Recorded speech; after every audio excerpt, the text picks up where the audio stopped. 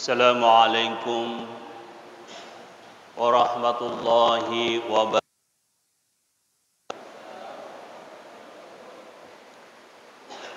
Bismillahirrahmanirrahim.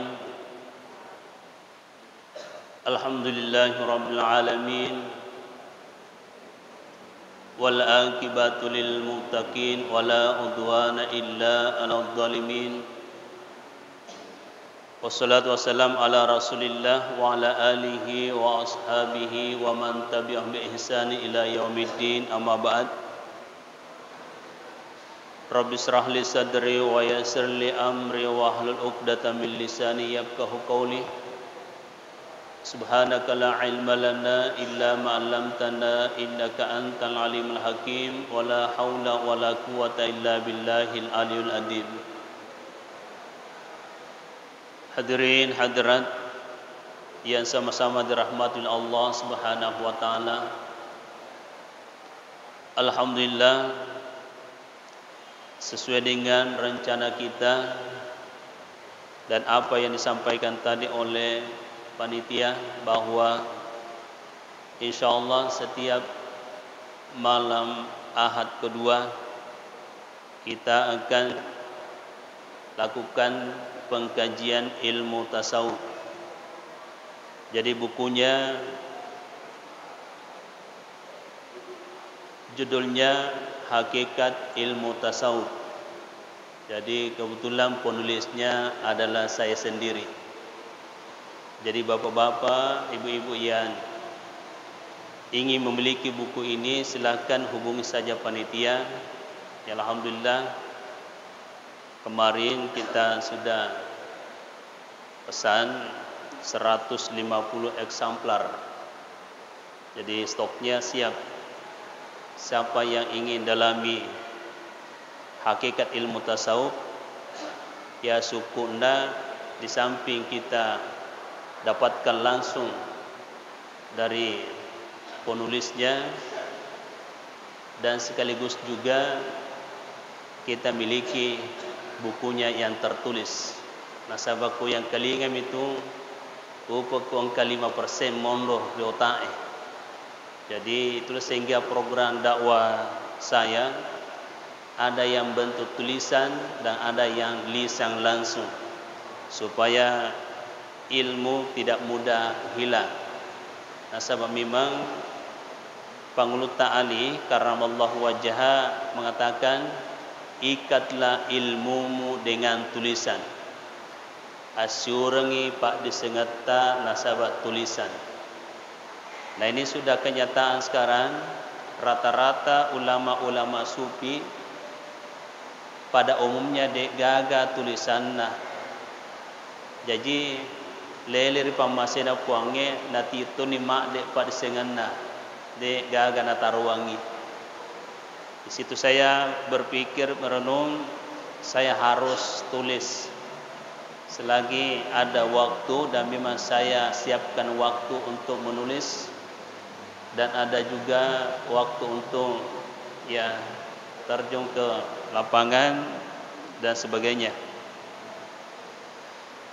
Hadirin hadirat yang dirahmati Allah Subhanahu wa taala, di dalam isi buku ini kita mulai dari bab 1, yang itu pengertian dan pemahaman ilmu tasawuf.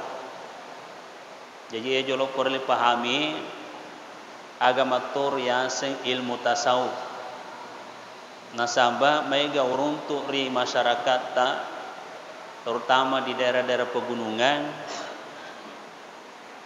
licu-licu adami nasingi tasawuf, aliran kebatinan nasingi tasawuf. Nah, sekarang tibalah waktunya kita akan pahami baik-baik agama toriasen tasawuf. Qala Syekh Muhammad Amin Al-Qurdi, Syekh Muhammad Amin Al-Qurdi mengatakan, wa'lam anna tasawufa yuqalu lahu ilmul batin. Tapaja puiwi maka da situngan na turasannya ilmu tasawuf, ilmu hati. Jadi tasawuf itu adalah ilmu hati pak disengena hati. Jadi artinya dari komeloki pakasingiwi atita ilmunya adalah ilmu tasawuf. Ya.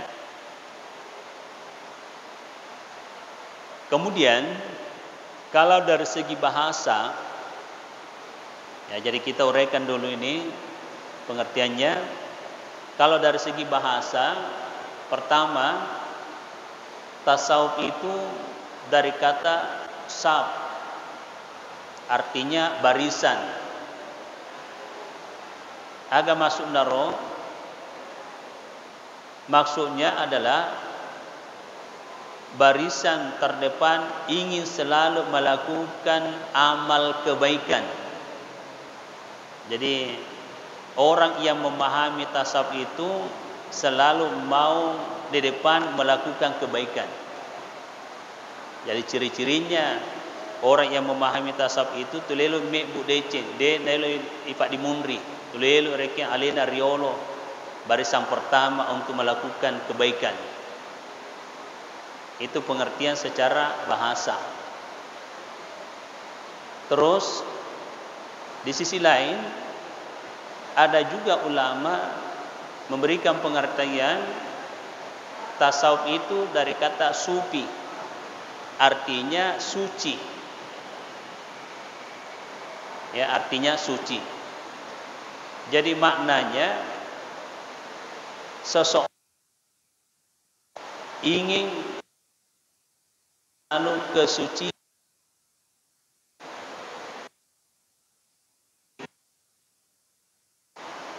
Jadi taniat tu reke sufi asenna jagai apa cing atinna. Jadi belajar tasawuf itu adalah memperbaiki hati, menjaga kesucian hati. Nasabah napa japuiwi engka adanna Nabi sallallahu alaihi wasallam, inna allaha la yanzur ila ajasadikum wa ila suwarikum wa la ila amwalikum walakin yanzur fi qulubikum wa amalikum. Majapunna puang Allah Ta'ala sadikum, dia tidak memandang jasad atau tidak menilai atau gaya atau model yang dinilai bikum, tetapi yang dinilai Allah dari kita adalah hati. Sufi itu selalu menjaga kebersihan hatinya. Kebersihan hatinya. Lalu qala Rasulullah sallallahu alaihi wasallam ay qala azza wa jalla fi jawfi ibn adam kasra fil kasri sadra wa fi qalbin fuada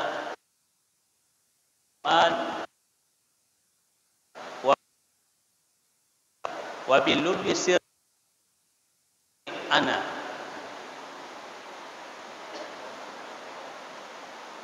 Rasulullah SAW ayat azza wa jalla. Jadi ini hadis ini adalah hadis kudusi. Jadi hadis kudusi adalah kalam Allah langsung kepada Nabi. Jadi badaitu fi jawfi ibn Adam kasra, saya telah membangun rongga tubuh anak cucu Adam. Kasra mahligai. Jadi mahligai ini dada kita. Wa fi sadri qalba, di dalam dada kita terdapatlah hati. Di dalam dada kita terdapatlah hati. Wa fi qalbin fuada, di dalam hati ada mata hati. Jadi fuad itu adalah mata hati yang biasa distilahkan hati bicu.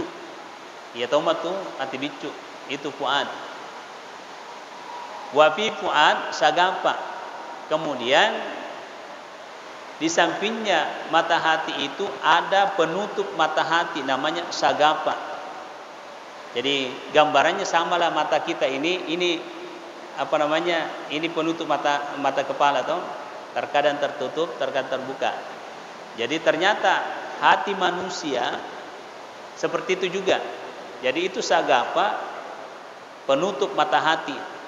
Jadi terkadang terbuka dan terkadang tertutup. Jadi ini fleksibel. Jadi engkau tahu tak buka mata tina, engkau tahu tak tutup mata tina. Nah, sebentar kita telusuri.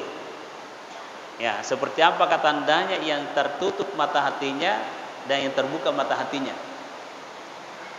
Ya, wa fis sagapi lubba. Ya, di dalam penutup mata hati terdapatlah di situ cahaya. Ya, cahaya itulah yang menerangi hidupnya orang. Wa fil lubbi sirra. Di dalam cahaya itu terdapatlah rahasia. Ada yang tambahkan di situ, disitulah bersemayam roh. Ya, disitulah bersemayam roh. Itu sirra, rahasia. Jadi roh itu adalah rahasia Allah. Ya. Jadi roh itu adalah rahasia Allah, rahasia ilahi. Wa fi ruh, ya wa fi sir di dalam rahasia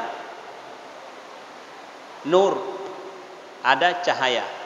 Wa fi nuri ana. Di dalam cahaya itu ada aku. Nah, di sini ulama-ulama sufi menyampaikan bahwa kata anak di situ adalah Allah. Apanya Allah? Asenna puangalatala taroki rilalang atita. Itulah sehingga madari itu yang kalinga rito matuai makada puangalatala engkai ritase disedie. Nah, terkadang di sini orang salah paham. Nah, asalnya mereka ya mega puangalatala. Ya, apanya Allah? Namanya. Asenna puangalatala engkai ritase disedie. Wujudnya Allah satu. Ya toh? Jadi di sini perlu dipahami nama Allah banyak. Tapi wujudnya Allah satu. Jadi ternyata lafaz Allah engkai rilalang atita.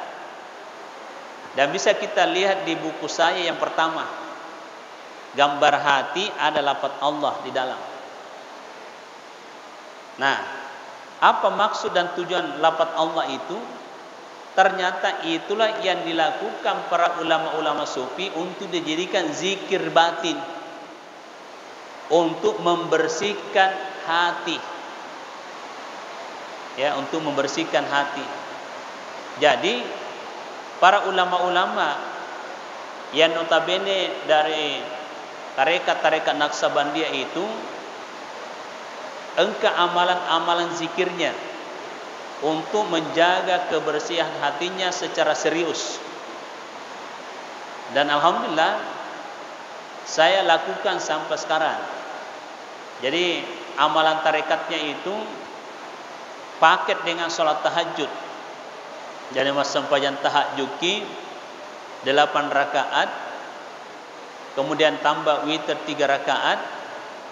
Setelah itu istighfar 100 kali, salawat 100 kali, kemudian lafaz la ilaha illallah 100 kali, kemudian tarik nafas, ya tarik nafas, tahan di perut, ucapkan lafaz Allah dalam hati 100 kali. Nah, itulah namanya zikir batin. Dan ini sudah banyak terbukti. Ya, sudah banyak terbukti. Ada salah seorang jemaah kita di Kabupaten Sopen, tepatnya Lapajung. Dia sudah puluhan tahun menderita penyakit, dan penyakitnya itu semua dokter ahli tidak ada yang temukan penyakit itu.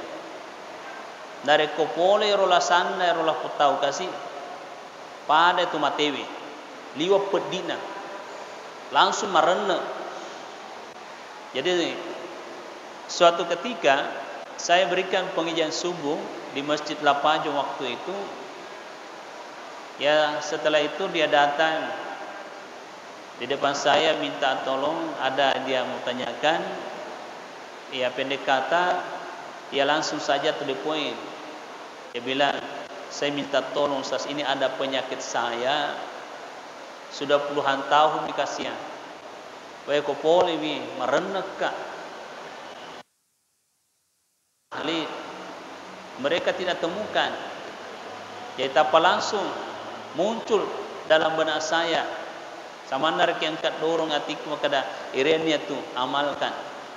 Jadi saya kasih coba kita amalkan insyaallah. Bangun salat tahajud, terus tahajudnya 8 rakaat, tambah witir 3 rakaat, istighfar 100 kali, salawat 100 kali, lafaz la ilaha illallah 100 kali, baru tarik nafas, ucapkan di dalam hati lafaz Allah Allah Allah sampai cukup 100 kali, baru lepaskan nafas. Pamasina pun Allah Ta'ala besoknya begitu dia datang menghadap kembali, langsung dia bilang terima kasih banyak Ustaz, langsung sujud syukur itu orang. Lenyit ni lasaktu, lenyit lasaktu. Jadi saya bilang itulah berkahnya zikir, karena pada prinsipnya itu yang menyembuhkan penyakit itu adalah Allah. Allahumma anta syafi la shifaa illa shifauka shifaa la yugadir sakam. Ya Allah, Engkaulah yang maha penyembuh. La shifaa illa shifauka. Dega kamu le papaja la sana tahu sangadina ini mukuan. Inilah pegangan kita. Nah, inilah doa. Jadi obat dokter itu hanya wasilah, perantara, bukan dia yang menyembuhkan. Makanya bapak-bapak, ibu-ibu, penyakit apapun, medis non medis, jangan lupa Sang Maha Penyembuh, Allah. Ya. Jadi kita bangun keyakinan kita di situ bahwa yang menyembuhkan segala penyakit adalah Allah. Hanya kita mencari wasilah, jembatan, karena alam ini punya hukum sebab akibat. Jadi Allah punya hukum sebab akibat di alam ini. Kita jolo as-sabarna, ya insyaallah akibatnya boleh ripuangnya. Jadi manusia itu usaha dan doa baru tawakal. Itu rumus. Ya pas suku ki karesota pada ngata napa sorongan la ripuangnya. Ya ro napa gurangi rek itu pandritanta. Ya bahkan nabita, ya bahkan nabita. Hadirin hadirat yang dirahmati Allah Subhanahu wa taala. Jadi lanjut dari itu, lafaz Allah itulah yang menjadi amalan zikir batin oleh para ulama-ulama sufi. Nah, amalannya ini kalau bisa kita amalkan minimal 1 kali 1 minggu, itu sudah luar biasa. Minimal 1 kali 1 minggu. Kalau kita bisa setiap malam lebih dahsyat lagi. Ya. Tapi luar biasa memang. Harus diluangkan waktu. Nah, di samping juga paket ini, salat tahajud ini, pertama intisari daripada salat tahajud itu Pak Dukalasa, pengusir segala macam penyakit itu. Dan itu sudah diteliti oleh ilmuwan sekarang itu. Ternyata salat tahajud itu obat.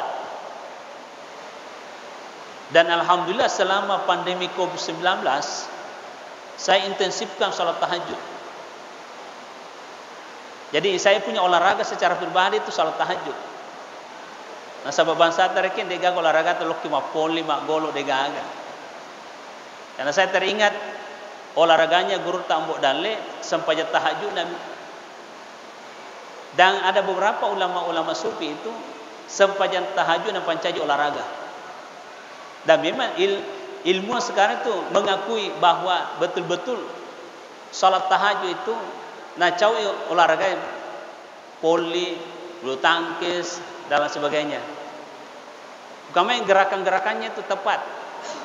Makanya kalau kita sholat, perbaiki gerakannya, tumak ninanya. Jadi mulai kita berdiri, ya perbaiki cara berdirinya sesuai dengan petunjuk poler Nabi kita. Kemudian ruku, pada cing ruku tak, jadi sholat sunat, sholat wajib. Pada cing cara ruku kita, jadi harus ada tumak nina. Harus ada tumak nina. Jadi aja dari ke masjid talada ko pure baca subhana rabbil azim wa bihamdi katalu monro ki jolo cinampe. Monro jolo cinampe. Ya, karena di sini di punggung kita itu ada sel darah putih. Ada sel darah putih, di situ nanti dia sempat berzikir kepada Allah kalau kita tumak nina. Dan inilah sel darah putih ini, itulah yang menjaga kesehatan tubuh. Kalau itu bermasalah, yang itu biasa bapak di pongkok nah, pinggang. Ini sudah diteliti Bapak Ibu. Jadi makanya kita ini sebenarnya umat Islam sudah benar insya Allah sekaligus mencari itu olahraga. Dan itu sudah dibuktikan oleh para ulama-ulama sufi. Ya, jadi semua gerakan sholat itu, sholat sunat, sholat wajib. Lebih dahsyat lagi tuh sholat sunat yang namanya tahajud. Bangun dari ruku, Sami Allah liman hamidah rabbana walakal ham, jangan langsung sujud. Tumak nina lagi. Ya, kasih tenang dulu. Supaya darah itu merata dulu. Nah, jadi baru kita sujud. Jadi sujud usahakan pelan-pelan baca subhana rabbil a'la wa bihamdi aja nama raja seke kurang tumak nina lagi. Karena itu jantung itu sangat luar biasa itu ketika sujud. Jadi darah, pasokan darah lari ke otak itu cepat. Jadi supaya tidak mudah kita stres, tidak mudah sakit kepala. Masya Allah. Jadi ini saya kombinasikan ya dengan temuan ilmuwan sekarang dengan tasawuf. Nah, kemudian bangun. Ya kita pelan-pelan juga baca hayati Rabbi gafirli warafani warzuqni wahdini wa'afini wa'afu anni. Itu hayati, itu doa itu. Karena semua yang kita harapkan di dalam sholat di situ Rabbi gafirli warhamni wajaburni warafani warzuqni wahdini wa'afini wa'afu anni. Agapi sapa. Dan kemana nih koro? Makanya dihayati. Ya, tapa jepuiro, batuan naro. Jadi sambil kita baca Rabbi gafirli, tak ada pengampuan, warhamni, tamasih kepungan jaburni, warafani, wahdini. Pokoknya hayati itu. Ya, baru kita sujud. Ya. Nah, mega mau para ke surah-surah lengi, kok masam aja ya, sama nang kelelu. Dan memang ada yang bisik itu. Setan, tidak bisa dipungkiri. Jadi Bapak Ibu, kalau kita mau sholat, ini pandangan sufi ya. Kalau kita mau sholat, memang siapkan waktu kita minimal 15 menit satu waktu. Ya biasanya tuh napodangi tawe 5 menit. Sekit lah deki, ko 5 menit. 15 menit. 15 menit setiap waktu. Ya takalin mereka 5 waktu. Ya, berarti 1 jam lebih kan? Nah, jam yang lain, waktu yang lain, ya nanti pakai reken untuk apa? Untuk kehidupan kita, aktivitas kita yang lain. Nah, disinilah kekeliruannya sebagian umat Islam itu dari ke waktu sempajang maraja sekei. Dari ke waktu sempajang tulelo masih tak. Ya ko matengah-tengah sereke imange nampara si mange we tengah itu imange. Tapi nare ko nonton elektron dia nampara ni pakai lona. Ilmu bisa tambahi. Ini harus disadari. Ya. Harus disadari. Padahal kalau di dalam sholat itu kita berkomunikasi dengan Allah. Jadi hakikinna tu kumas sampaja kisi pacurita ki Allah Taala. Terus lagi hakikina tu sampajange engka kiri alam akhirat.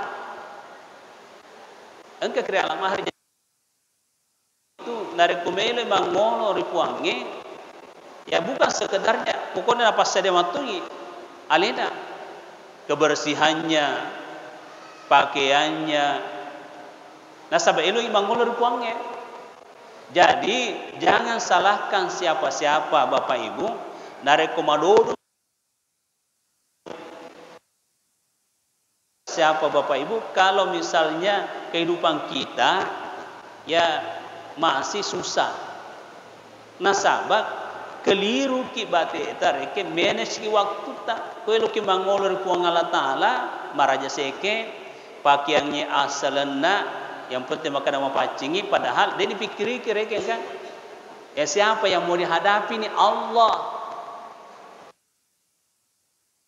Dari kalau ki mangolor ya Pak Camat saja atau Pak Bupati atau Gubernur masirik itu nareku memakai sembarang ki ya toh ini coba kita hadirkan kita punya pemikiran yang sehat. Mak baju kaos ki misalnya mohon maaf saya tidak bermaksud menyinggung mak baju kaos kereke ketat apa mangolo kerekuange itu bukan berarti tidak sah asam sampajange hanya kurang etika, kurang sopan reke mangolor kuange. Coba negara reke mangolor kira-kira pejabat nak baju koski, nangka katanta. Kira-kira, nah sesekar reke permohonan ta, dari kuneita reke sikap ta, ya kurang-kurang sopan. Detu, iya lagi pakai singir ke majaski lagi misalnya, tu mangolori pejabat. Nah timbang dece-dece tu, dia sesekar permohonannya reke de. Nah, jadi ini semua perlu dilibatkan Bapak Ibu perasaan kita bahwa ketika kita sholat itu adalah hubungan spiritual zaukiyah. Jadi ada namanya hubungan spiritual zaukiyah, hubungan perasaan antara batin kita dengan Allah. Jadi rukun sampaja kireke libatkan perasaan kita. Karena memang sholat itu adalah spiritual zaukiyah, hubungan perasaan antara hamba dengan Allah. Jadi dari kuma kesimbangan yang rupa siapange, insya Allah Allah tahu apa yang kita butuhkan dalam kehidupan kita. Ya tapi kalau kurang-kurang sempurna, ya kurang-kurang sopan kireke mangolor Allah Taala, ya logikanya samalah tadi kalau kita menghadap sama pejabat angka para luta, nah kurang-kurang sopan pasti nah penting itu, nanti kurang-kurang anu kita ya kan begitu Bapak Ibu ya. Ya hadirat yang dirahmati Allah. Ya kemudian ini dari segi bahasa muparike. Lanjut dari segi istilah. Ya. Jadi tasawuf itu secara istilah pertama manusia adalah makhluk konflik. Manusia adalah makhluk konflik, makhluk yang selalu bermasalah. Jadi perlu dipahami manusia itu adalah makhluk konflik, makhluk yang selalu bermasalah. Kenapa dikatakan manusia itu makhluk konflik? Allah Subhanahu wa taala telah berfirman Quran surah Asy-Syams ayat 8 sampai ayat 10. A'udzubillahi minasyaitonir rajim. Falhamaha fujuraha wa taqwaha. Qad aflaha man dzakkaha wa qad khaba man dassaha. Allah Subhanahu wa taala telah mengilhamkan, telah memberikan kepada kita fujuraha wa taqwaha. Fujuraha wa taqwaha. Jadi fujuraha adalah potensi keburukan. Takwaha potensi kebaikan. Jadi ia perlu dipejapu ya. Fujuraha adalah potensi keburukan. Takwaha potensi kebaikan, di sini akal. Jadi nafsu dengan akal itu berseberangan. Apa kata Allah? Innan nafsa la'ammaratun bisu illa ma rahima rabbi. Sesungguhnya nafsu itu mendorong kita selalu melakukan keburukan. kecuali nafsu yang dirahmati. Jadi perlu pahami makada iaro nafsu angkari watak kalewe tuli nasuru ki gau salah. Kuaha potensi kebaikan di sini akal. Ya, akal. Jadi akal ini ad-dinu huwal akal, la dina liman la akala. Jadi agama itu adalah akal. Ya, agama itu adalah akal.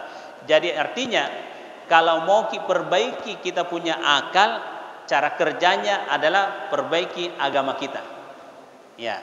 Jadi inilah dua potensi di dalam tubuh kita ini berseberangan. Set didorongi lauri anu jae, set didorongi lauri dicenge. Sehingga hati itu terkadang bingung. Ya, terkadang bingung. Lalu ditambahkan lagi hadis Rasulullah SAW. Ma minkum min ahadin illa wa qad ukila qarinuhu minal jinni wa qarinuhu minal malaika. Tiadalah di antara kalian kecuali didampingi dua makhluk, makhluk jin dan makhluk malaikat. Dua-duanya ini makhluk halus. Jadi makhluk halus dari kalangan jin, makhluk halus dari kalangan malaikat. Jin ini mendorong kita melakukan keburukan. Jadi nafsu kita wadah. Jadi naun roy, jadi itu nafsu naun roy jin setan iblis. Ya, ia naro dorongi. Nah, kemudian takwaha, ya akal. Jadi ketakwaan kita di situ malaikat. Ya tuh sih dorong lalu dicengge. Jadi berkompetisi. Ya, ini hati tinggal di tengah. Ya, ini hati tinggal di tengah. Jadi saya lihat di dalam tafsir Abu Sangkang itu, ia rati tamun rotengai tergantung kalau ujurah yang menguasai hati manusia tulil lausalen itu tubuh natawi. Tapi kapan takwa yang menguasai hati manusia Allah tu sir decengnya. Ya, jadi begitu. Jadi dua pendamping itu. Nah, kita lihat kenyataannya sekarang. Dari koon tahu ya dominan pangkau salah rekin napugau berarti itu pujurahanya mendominasi hati. Nah, kemudian kau kata saya tahu dominan dia centul naik bu berarti takwaha. Jadi begitu Bapak Ibu. Jadi hati itu sebenarnya itu ya distilahkan adalah presiden nak watak kalewe. Jadi presiden itu tergantung Pak Bicina. Ya, Pak Bicina. Oleh pendamping kiri, berubah tuh. Tapi kapan diistir oleh pendamping kanan juga berubah. Nah, jadi itulah sehingga ada pendampingnya. Kalau presiden, istilah presiden sekarang itu ada menterinya, ya toh. Jadi kau makasih mana ya menterinya, insya Allah makasih tuh ya. Tapi kau majak menterinya korupsi dan seterusnya, pasti man rasa tuh itu. Jadi itu ibrahnya perempuannya seperti itu. Nah, hati itu ada tiga tingkatan. Ya, hati itu ada tiga tingkatan. Kalbun salim, kalbul marid, kalbul mait. Jadi hati sehat, hati malasa, hati mate. Ya. Jadi ini tingkatannya hati. Jadi kalau sehat, ya ini yang dominan, takwaha. Tapi kalau sakit, malasa, ya rega mate, iya dominan. Jadi makro modelnya Bapak Ibu ya. Ya itu sehingga perlu tidak ada amalan masih seatia. Nah itulah tadi salah satu amalannya ulama-ulama sufi itu tahajud, baru istighfar dan seterusnya. Nah kalau itu dilakukan secara berkesinambungan, menenungan, insya Allah terjaga kesehatan hati. Kalau tidak ada amalan Bapak Ibu, dua itu narekodina malasa mati sising hati ya toh. Jadi harus ada amalan itu. Makanya kalau mau tenang hatinya harus ada amalan. Nah salah satu amalannya itu tadi harus berkesinambungan. Kodega kamalan tamasesa kitu monor lino. Nah, terus lagi nafsu itu ya nafsu itu macam-macam. Ada nafsu hayawaniyah, ada nafsu nabatiyah, ada nafsu syaitania, ada nafsu rububiyah.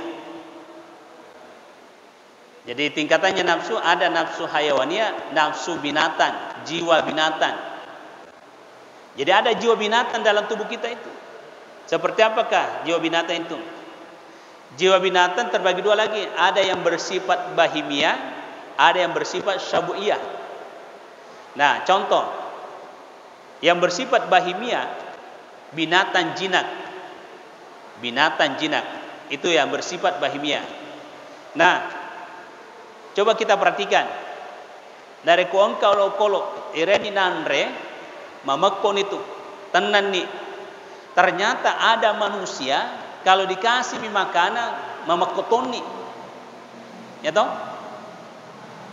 Pokoknya kau angkat nanre natu makan itu nafsu bahimia. Jadi ada manusia hidup hanya melayani perut. Berarti dia nafsu bahimia, binatang jinak. Andri miana sapa agak tahu. Terus ada namanya syabu'iyah.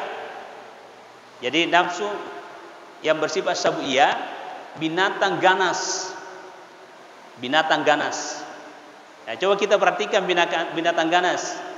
Ya, katakanlah anjing, buaya, harimau, itu ganas itu. Ya, kita coba misalnya angka asu reken, 2 telu asu, teren reken buku sapi atau buku bembe, pasti malaga tuh, Jadi makotoro gambaran rupa tawe, nareku engka reke, anu agasena, anu makanja-kanja nan lagai koro, itu harus disadari bahwa nafsu binatang ganasnya yang kuasai tubuhnya. Contoh, ada sembako, maka betatu, maka betang. Contoh sederhana lagi, kalau maulid ki, panten, telok, berjejeran. Madari rakyat depar kena selesai baca pak dongeng, lupa mana nih, tahu malah telok. Itu dia tidak sadar bahwa itu binatang ganas itu. Dia nak pikir-pikir ke makada, koma buang matu ye, tatu sematu ajun nareke, nak kena tahu. Jadi binatang ganas itu intinya adalah ego. Jadi kalau ada orang ego mementingkan diri sendiri, itu binatang ganas.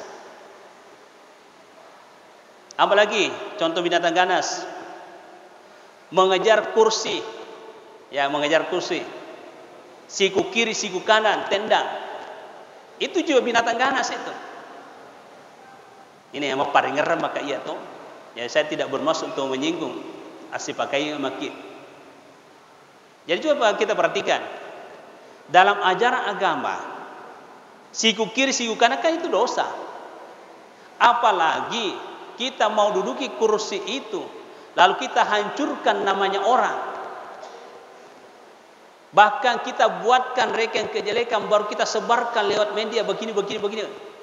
Lalu tidak terbuktikan fitnah, dimunduti persoalan, itu binatang ganas.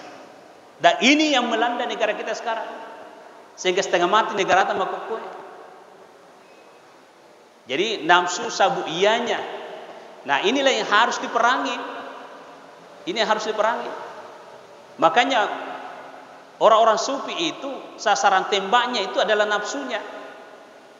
Kalau mau merdeka hidupnya, kuasai diri kita, kuasai nafsu kita Bapak Ibu. Dia dulu merdeka mundur rilim nanareko najajaki nafsuta. Makanya Rasulullah SAW sewaktu pulang dari perang Badar itu, apa kata beliau? Raja'na min jihadil asgar wa ila jihadil akbar. Kita ini baru pulang dari perang kecil. Padahal perang Badar itu darah sampai di mata kaki. Tapi menurut penilaian Nabi ta irotwe ini masih perang kecil, Mbok. Kita akan menuju perang besar. Sahabat mengatakan, bertanya balik kepada Rasulullah, jihad apa lagi Rasul? Lebih besar daripada ini perang Badar. Maka Nabi minta jihadun nafsi wa hawahu. Melawan nafsu, melawan keinginan. Itu lebih besar daripada perang Badar. Jadi intinya kuasai nafsuta. Kuasai nafsuta. Insya Allah kalau nafsu sudah dikuasai, akan muncul hakikat diri kita. Hakikat diri kita adalah makhluk yang paling mulia. Ya, hakikat diri kita itu makhluk yang paling mulia. Dari seluruh makhluk yang diciptakan Allah adalah manusia yang paling mulia. Nah, kalau itu sudah dikuasai, insya Allah bukan saja sesama manusia akan kagum, akan tunduk sama kita. Semua makhluk Allah akan tunduk, akan kagum sama kita kalau kita temukan kita punya hakikat diri kita. Allah katakan, laqad khalaqnal insana fi ahsani taqwim. Sungguh kami telah ciptakan manusia dengan bentuk yang paling sempurna. Jadi penafsirannya ayat itu adalah makhluk kami namalabi adalah manusia. Nah, jadi kalau kita kuasai nafsu kita, insya Allah derajat kita itu mulia. Bisa lebih mulia daripada malaikat. Tapi kapan nafsu kita tidak dikuasai, maka bisa lebih hina daripada binatang. Nah, lanjut dari ayat itu, tsumma radadnahu asfala safilin. Kemudian kami akan tempatkan di tempat yang paling rendah alias neraka. Artinya apa? Orang yang tidak mampu menguasai nafsunya nanti akan ditempatkan di neraka yang paling bawah. Jadi jihad yang paling afdal adalah melawan hawa nafsu, melawan keinginan. Dan itulah juga salah satu hikmah kenapa kita dianjurkan puasa, diwajibkan puasa. Jadi biasa saya sampaikan di bulan Ramadan itu bahwa situnganna na pancajinging puasa puange nasaba engkana nafsu rewatak kalewe. Ya makotoreke na pancajinging nasurung puang latara sampajange nasaba engkana nyawata rewatak kalewe. Ya, jadi begitu Bapak Ibu. Ya, jadi saya kasih kesempatan dulu, jangan sampai ada yang mau bertanya, dan insya Allah nanti sebentar subuh kita lanjutkan pendalaman. Sampai di sini ada yang mau ditanyakan? Ya, silakan. Maju-maju. Ya.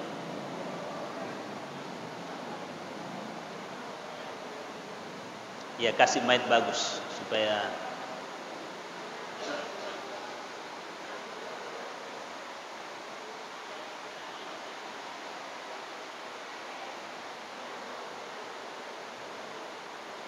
ya.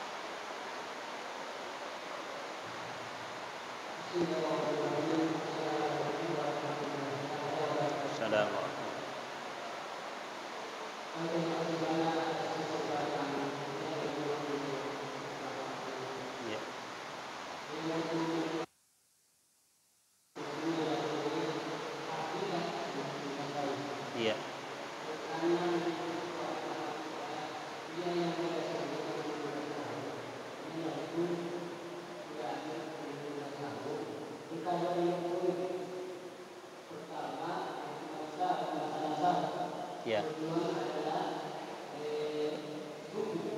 Ya.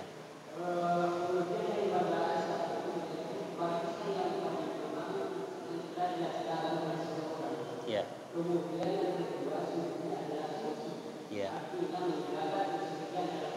Ya.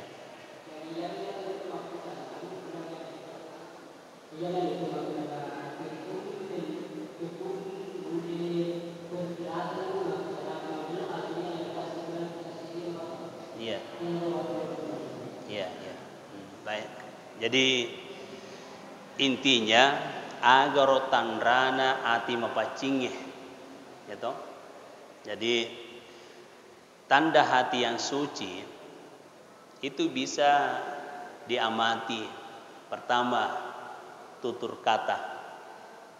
Karena hati itu abstrak. Ya, tersembunyi. Kita tidak tahu apakah suci atau tidak, tapi ada tanda.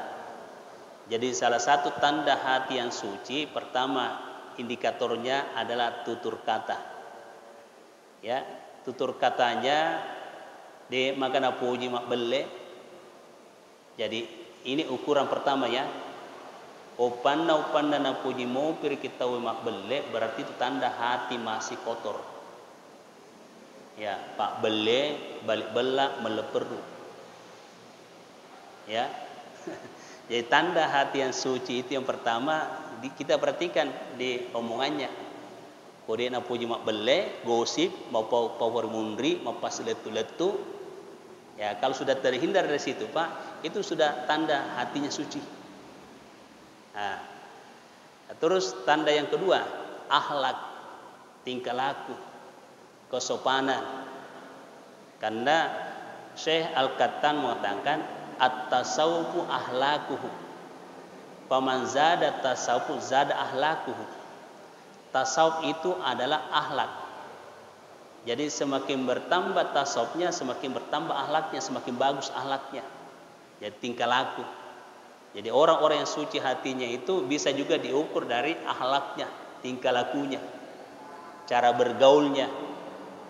Dia makan puji bergaul orang-orang munafik, dia makan puji bergaul sembarangan. Karena Allah katakan di dalam Al-Qur'an, ya ayyuhallazina amanu taqullaha wa kunu ma'as shadiqin. Hai orang-orang beriman, bertakwalah betul-betul kepada Allah dan hendaklah bersama-sama orang yang jujur. Ya, jadi naloring itu puang Allah Ta'ala, kita ini kan makhluk sosial. Tidak bisa hidup dengan baik kalau mau kesendirian. Yaitu kita butuh orang lain, tapi orang lain yang mana dulu?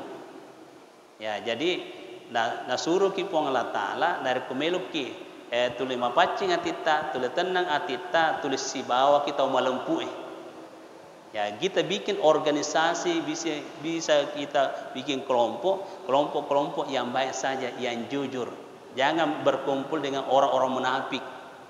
Nah, sahabat, kau si bawa kita munafik, menderita batik itu. Itu tahu munafik, sifatnya kong kelokna makan jalak dan turiolona. Nah, kemudian elokna tu nagaja pula di mundri. Nah, jadi supaya kita lebih hati-hati, orang yang kotor hatinya itu adalah orang munafik. Nah, napa nasangi Nabi ta ayatul munafikina salah satu tanda-tanda tu munafik telu. Idza haddatsa kadzaba, dari ku bicara mak bele. Jadi dari ku runtu ni bele na tahu hati-hati ki. Ya. Jadi saya itu secara pribadi ya, saya bedakan ada sahabat, ada teman. Di nayamanan dari kita tahu itu pancai sahabat. Sahabat itu khusus. Ia pa ia pancai sahabat dari ko ya si pakaraja si pakala si pakatauka. Narek ko aline mereka tuli ipakaraja ipakatau na cocok ini na ele ki ini aja nah. Ya sekedar teman biasa saja. Ya teman itu siapa saja. Ya kita sapa assalamualaikum. Ya sudah, salah ini. Ya tapi sahabat itu ya si bali pergi. Ya saling ya sharing ki, ya apa keluhannya, si bantu-bantu ki, itu bisa dijadikan sahabat. Jadi ya itu dijadikan sahabat adalah orang-orang yang shadiq, orang yang jujur. Nah, jadi begitu Pak. Jadi tandanya orang yang suci hatinya itu tadi omongannya ya makasih, lempu, dia bele, kemudian tingkah lakunya bagus, akhlaknya bagus, sopan, santun. Nah, itu tanda hati yang suci. Ya, oke, sudah. Iya. Iya.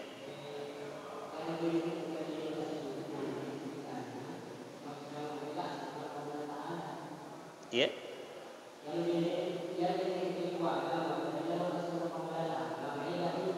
Iya, iya, iya.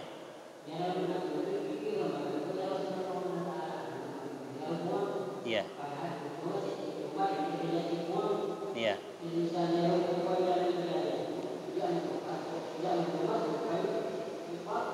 Iya.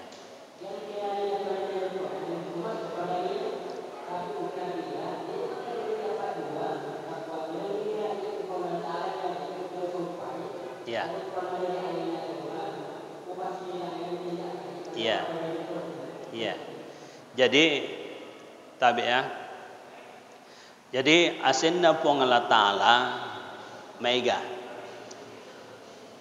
Ada Asmaul Husna 99, itu jelas. Ada juga Asmaul A'zam, nama yang paling agungnya Allah itu satu.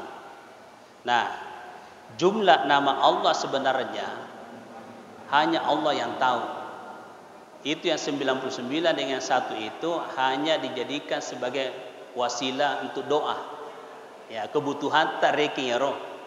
99 tambah 1 itu kebutuhan tak dijadikan doa ya kepada dia. Ya toh? Nah, terus terkait masalah menyembah. Ya toh? Jadi sembahyang sebenarnya itu dari bahasa Sanskerta. Makanya sekarang itu tidak lagi dipakai itu kata sembahyang kalau tulisan karya ilmiah, Pak. Ya, tidak lagi dipakai itu. Ya, kebetulan saya sering memeriksa skripsi tesis, saya coret itu kalau dia pakai sembahyang kata salat. Karena ditelusuri kata sembahyang itu dia juga agama-agama lain juga pakai. Tapi kalau salat dia tidak pakai itu. Jadi makanya penulisan bahasa Indonesia yang terbaru sekarang itu kata salat. Apa makna daripada kata salat itu? Salat itu dari kata sholah. Artinya apa? Maksudnya apa? Adalah wasilah yarega laleng nalete pamase polir pange lor idi. Jadi salat itu yang kita lakukan adalah jembatan atau jalan untuk mendapatkan rahmat dari Allah. Jadi tau makasing itu sempajanda pada kenana reke makasing lalengna ya lancar tu ku makasing laleng kan. Jadi ia tu tahu dia makasing sempajanda berarti pada lona reke ya majai lalenge ku majai lalenge buntu tu macet ke oto itu ku majai lalenge kan.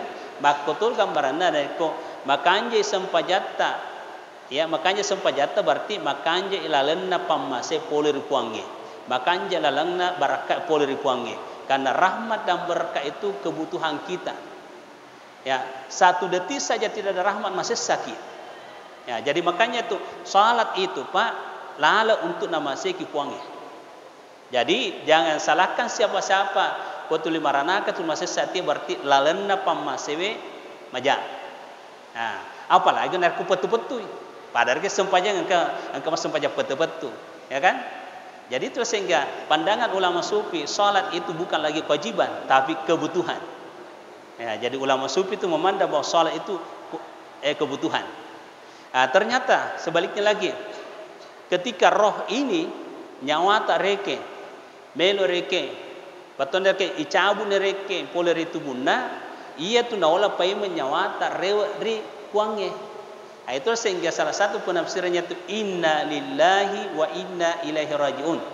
Sesungguhnya roh kita ini lillah polir kuange. Wa inna ilaihi rajiun. Nah sesungguhnya nyawata ia elok ri kuange. Nah pertanyaannya aga naro naola nyawata ri kuange itulah salat. Jadi tempona nyawata angkari tubuh nama kasih reke sempajata lancar rahmat berkah dari Allah. Itulah yang dimaksudkan juga ayat fadhkuruni azkurukum washkuruli wala takfur. Ingat aku akan ingat kamu. Jadi penafsirannya itu fadhkuruni azkurukum iaitu sempajange pakasingi sempajata. Itu kata Allah fadhkuruni ingat aku batuna pakasingi sempajatana sabab itu sempajangnya lalang untuk naula pamase adzkurkum kata Allah aku akan ingat kamu jadi paringaranna puang taala yana tu pamase jadi Allah luncurkan rahmatnya kepada kita itu tergantung jalannya ko maka singar kelalannya ya maka tambah pamase riwat kita tendang ati manyawa nyawa maka simana ningi mabila balai jadi begitu sebenarnya Pak. Jadi saya simpulkan bahwa salat itu kebutuhan pokok. Nah, makanya itulah dari tadi saya katakan dari koiluk kimas sampaja ajak na tulima raja sekit belah. Ya, luangkan waktu minimal 15 menit. Karena itu kebutuhan.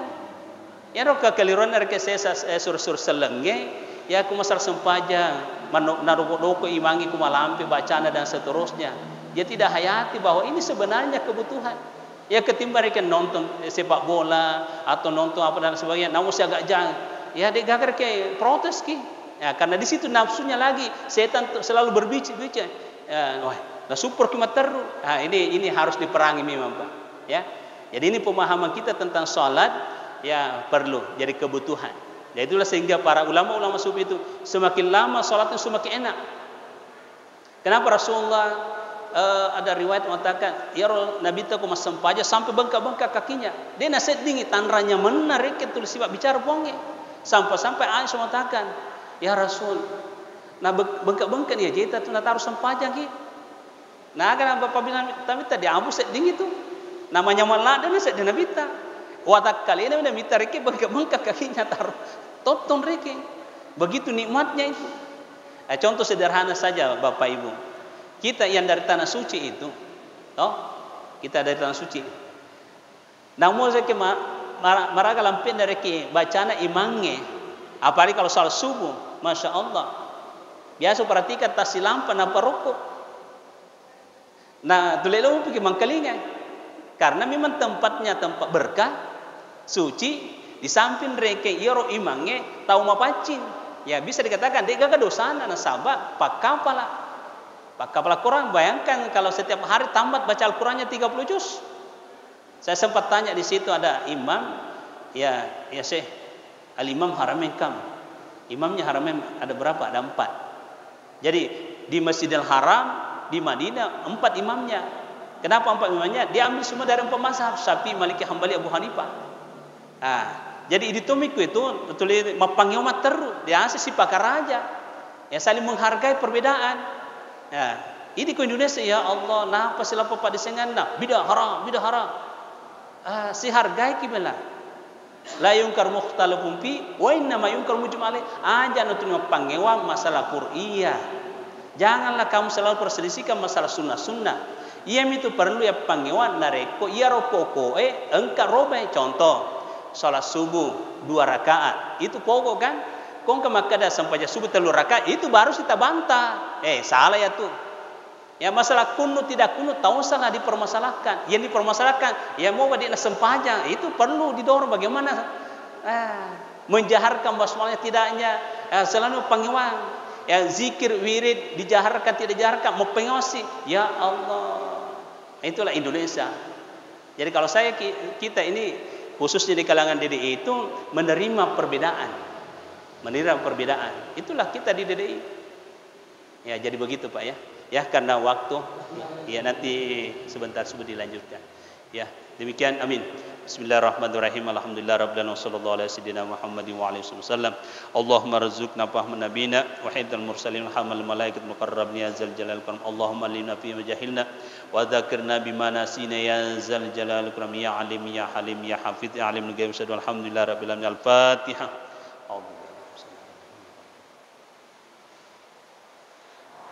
Amin. Wassalamualaikum warahmatullahi wabarakatuh.